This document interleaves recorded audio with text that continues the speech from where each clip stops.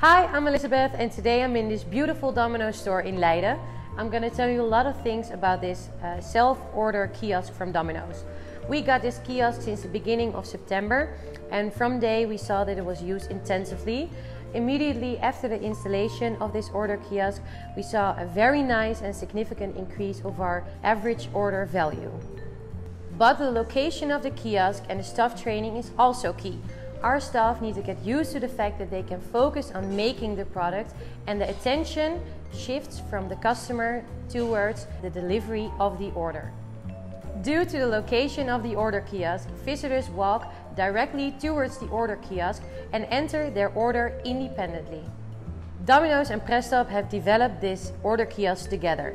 The LED lighting gives a unique and recognizable Domino's branding to it. Because the monitor is completely behind glass, it's very easy to clean.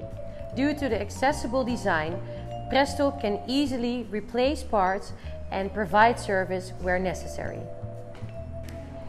The order kiosk is not only attractive in design, it also generates significantly more turnover and it's sustainable.